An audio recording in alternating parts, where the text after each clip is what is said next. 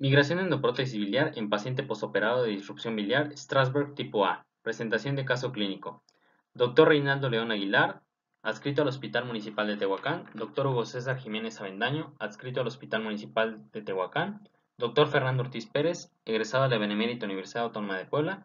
Doctor Tonatiuh López Hernández, egresado de la Benemérita Universidad Autónoma de Puebla.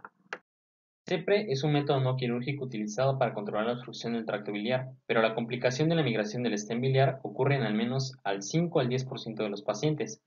Otras complicaciones frecuentes son la colangitis y la obstrucción de la propia endoprótesis. Otras más raras y graves son la pancreatitis, la hemorragia digestiva, la perforación intestinal y la migración de la endoprótesis biliar. Aunque los stents migrados se pasan comúnmente a través del tracto gastrointestinal sin dañarlo, la perforación intestinal es una complicación rara pero grave, que afecta a menos del 1% de los casos. Las perforaciones ocurren principalmente en áreas del intestino que están dobladas o que presentan obstáculos a la eliminación normal de los cuerpos extraños, por ejemplo los divertículos o en áreas de estenosis. Esas complicaciones suelen producirse inmediatamente o a corto plazo, siendo las complicaciones a largo plazo las de mayor dificultad diagnóstica y de tratamiento, como es el caso de la perforación diverticular de sigma por la migración de la endoprótesis biliar plástica. La migración del stent biliar se puede clasificar en tipos proximal y distal. La migración del stent proximal puede causar obstrucción biliar y colangitis, por lo que requiere recuperación o repetición. Por lo tanto, es importante determinar los factores que influyen en la migración del stent del tubo biliar, que aún no se han documentado. La recuperación del stent migrado es técnicamente difícil, pero generalmente se puede lograr en forma endoscópica mediante el uso de pinzas, trampas o técnicas de globo, y rara vez requiere de alguna intervención quirúrgica. A continuación se presenta el caso clínico de un masculino de 35 años quien acude al servicio de urgencias por iniciar hace 3 días con distensión abdominal, dolor de tipo punzante en el hipocondrio derecho, vómitos de contenido gástrico y hemático, orina oscura y tinte ictérico generalizado. A la exploración física encontramos los siguientes datos: paciente consciente, orientado, normocéfalo, ojos simétricos con escleras ictéricas, cavidad oral y mucosas deshidratadas, campos pulmonares ventilados y sin agregados, un precordio rítmico y sin alteraciones, abdomen globoso a expensas de panícula adiposo, distendido, con dolor en el cuadrante superior derecho, un signo de Murphy positivo y peristalsis disminuida, las extremidades íntegras y sin edema. Por lo tanto, con estos datos se inicia un protocolo de estudio solicitando de primera instancia un ultrasonido de hígado y vías biliares, el cual muestra vesícula biliar con datos de agudización. Se solicitan también laboratorios, los cuales se abordarán en las siguientes diapositivas, y se practica una endoscopía por la presencia de sangrado de tubo digestivo alto, que arroja resultados de síndrome de Mallory-Weiss, el cual mejora con el tratamiento conservador, se monitoriza por medio de pruebas de funcionamiento hepático y se programa para tiempo quirúrgico con el diagnóstico de colelitiasis, más probable coledocolitiasis. En la siguiente tabla encontraremos los resultados del ultrasonido realizado a nuestro paciente. Un hígado en posición y tamaños normales con adecuada visualización de la vía biliar intrahepática y del diafragma. Porta de 7.7 milímetros, colédoco de calibre aumentado de 7.9 milímetros, sin evidencia de proceso obstructivo. Vesícula biliar aumentada de tamaño de 91 por 51 por 56 milímetros. Engrosamiento de pared de 5 milímetros y en su interior la presencia de una imagen oval hiperechogénica con bordes regulares y definidos, con refuerzo acústico, la cual mide 34 milímetros. Páncreas con visualización precaria por abundante gas intestinal. Se llevan a cabo los siguientes laboratorios y se recaban con los siguientes resultados: anticuerpos antihepatitis A, antígeno de superficie de hepatitis B y hepatitis C negativos, TP de 13.4, TTP de 28.3, un INR de 1.13, ALT de 345, AST de 170, fosfatasa alcalina de 226, bilirrubinas totales de 9.63, bilirrubina directa de 5.72, bilirrubina indirecta de 3.91, amilasa de 40 y lipasa de 129.5.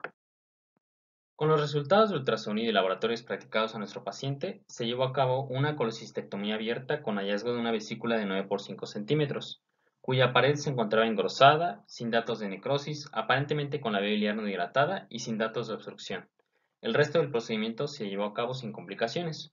Durante el posquirúrgico se mantuvo en vigilancia con tomas serias de enzimas hepáticas y de bilirrubinas. Los últimos laboratorios tomados 4 días después de su posquirúrgico mostraron alteraciones en las bilirrubinas totales, con un valor de 7.3, bilirrubinas indirectas de 2.6, bilirrubinas directas de 4.7, fosfatasa alcalina de 300, GGT de 197, leucos de 13.39%, neutrófilos de 84%, y ante la persistencia de las pruebas de funcionamiento hepático alteradas, el tinte ictérico generalizado y el dolor abdominal localizado, se realiza la referencia a hospital de tercer nivel para realizar CEPRE. A su llegada al hospital receptor se realiza una CEPRE. Se introduce el duodenoscopio hacia la segunda porción del duodeno, donde se observa una ámpula de Béter normal. Se canula y opacifica la vía biliar y se observan imágenes de fuga biliar. Se realiza esfinterotomía, se introduce la sonda de balón y se practican varios barridos para asegurar la permeabilidad de la vía biliar, sin identificar litos en ella. Se procede a colocar endoprótesis de 10 French y se da por terminado el procedimiento. Posterior a 3 días de la hospitalización, el paciente inicia con datos de abdomen agudo, por lo que pasa a quirófano para realización de la laparotomía exploradora, donde se observa un bilioma el cual se drena con un volumen total de 9 litros. Se procede a realizar lavado peritoneal y se colocan 2 drenajes de Saratoga, uno al lado vesicular y otro en el espacio subdiafragmático derecho. Se identifica una disrupción biliar Strasberg de tipo A y se procede a su reparación. Posterior a la cirugía, el paciente presenta estabilidad hemodinámica con normalización de valores de pruebas de funcionamiento hepático y tolerando la vía oral. Por lo tanto, se decide su egreso.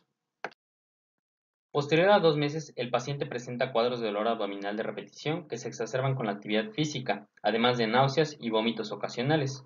Es valorado por médico cirujano quien después del interrogatorio y la exploración física determina que el paciente cuenta con criterios de migración de prótesis biliar, por lo que se decide su envío a tercer nivel hospitalario. El tratamiento entonces se enfocó en la realización de una nueva CEPRE, donde se administró contraste y se observó endoprótesis dentro de la vía biliar. Se introdujo una canastilla de dormia y bajo fluoroscopía se extrajo la endoprótesis sin complicaciones. Se realizó una colangiografía de control sin defectos de llenado con adecuado vaciamiento del material de contraste. Ante la evolución favorable después del procedimiento y la normalización de las pruebas de funcionamiento hepático, se decide su egreso. Se realizan pruebas de laboratorio nuevamente con los siguientes resultados: ALT de 96, fosfatasa alcalina de 158, bilirrubina total de 1.35, bilirrubina directa de 0.75, bilirrubina indirecta de 0.60, hemoglobina de 15, hematocrito de 45.8, volumen globular medio de 87.4 femtolitros, leucos de 5.2 y plaquetas de 208. La migración de la endoprótesis posterior a una CEPRE va del 5 al 10%, 3% de manera temprana y hasta un 17% de manera tardía. Las endoprótesis se clasifican por material en plástico y metal. Las endoprótesis de plástico son mucho menos costosas, pero tienen un mayor riesgo de obstrucción y de dislocación. Por otro lado, son mucho más fáciles de quitar o de cambiar. La tasa de migración de los stents de plástico y los metálicos autoexpandibles parcialmente cubiertos es de alrededor del 5%. En comparación con los stents metálicos autoexpandibles descubiertos, tienen una tasa de migración del 1%. Y los stents metálicos autoexpandibles completamente cubiertos tienen una tasa del 20%. La migración del stent puede ocurrir ya sea de manera proximal o distal dentro del conducto biliar. La localización más frecuente de la endoprótesis biliar en la migración distal es el duodeno. La mayoría que migran distalmente pasan por el hueso intestinal sin presentar complicaciones, por lo que se ha propuesto de manera intencionada tomar radiografías abdominales de control para asegurarse que el stent ha sido expulsado. Aquellas que no pasan con normalidad por el intestino delgado o el colon o cuya migración se detecta precozmente deben ser recuperadas por vía endoscópica y fluoroscópica. Como conclusión, se ha determinado que es una complicación rara el uso de estos dispositivos y clínicamente puede debutar como un dolor abdominal que se explica por la obstrucción intraluminal y mecánica que este cuerpo extraño puede llegar a generar. Entonces, es importante llevar a cabo y recabar una historia clínica médica previa en los pacientes que han sido sometidos a este tipo de procedimientos.